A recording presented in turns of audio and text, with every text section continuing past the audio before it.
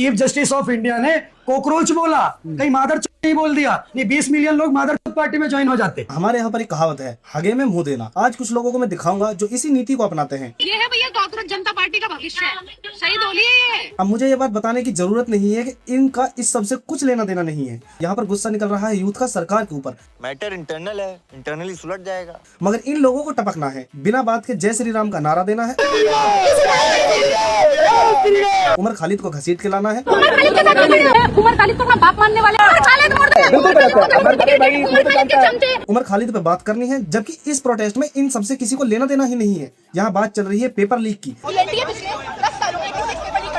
Paper leak की वजह से हुई मौतों की और सरकार के करप्शन भ्रष्टाचार की। अब इन लोगों से ये पूछा जाए कि यहाँ पर ये क्या कर रहे हैं? सरकार को डिफेंड कर रहे हैं, मगर क्यों? देश में ना तेल है, ना गैस है, ना सड़कें हैं, ना बिजली है, ना खाना है, ना स्वच्छता है। इस सरकार ने देश का बंटाधार कर दिया है और हमारे महामानुष को विदेश यात्राओं से फुर्सत नहीं है। मगर ये लोग सरकार को क्यों डिफेंड कर रहे हैं? चीफ जस्टिस ऑफ इंडिया ने कॉकरोच बोला, कहीं मादर नहीं बोल दिया, नहीं 20 मिलियन लोग मादर पार्टी में ज्वाइन हो जाते। मुझे ये बात बताने की कोई जरूरत नहीं है कि इस मुद्दे से इन लोगों का कुछ लेना देना नहीं है, मगर फिर भी इनको गू खाना है। अडानी बांग्लादेश को बिजली सप्लाई कर रहे हैं, इसका विरोध कब करेंगे आप लोग? क्यों नहीं करेंगे? बांग्लादेश के अंदर केवल जाहिल कौम नहीं रह रही, हमारे 2 करोड़ से ज्यादा हिंदू भाई रह रहे। हद है यार। अब क्या बांग्लादेश में हिंदू मुसलमानों को अलग अलग छांट कर सिर्फ हिंदुओं के घरों में बिजली पहुंचाओगे? लेकिन गैस की रोटी से कितनी बीमारियां हो रही हैं। आज आपके घर के पुरुषों में दम नहीं रहा। जो चूल्हे की रोटी होती है उसमें कोई भी दुर्गुण नहीं होता, गैस की रोटी में दुर्गुण आ ही जाएगा। बाबा जी, आपका क्या मतलब पड़ा इन सब बातों से? सरकार और जनता के बीच का मामला है, वो लोग आपस में निपट लेंगे। आप क्यों घुसे चले आ रहे हो बीच में? सरकार से आपका कोई नाता है क्या? अगली वीडियो देखिए। और मना ली ईद, उठा ली अपनी तशरीफ,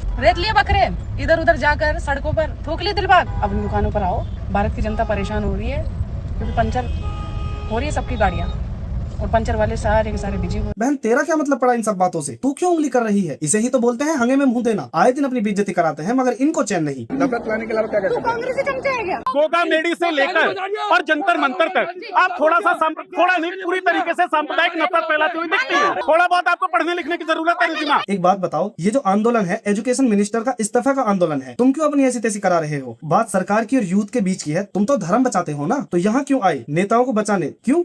मैं बताता हूँ। ये इसलिए आए हैं क्योंकि इनकी टुच्ची हरकतों से, जबरदस्ती सरकार के लिए लड़ने से इनको सरकार की नजरों में जो आना है। वरना आप ही बताओ, ये क्या हरकत है?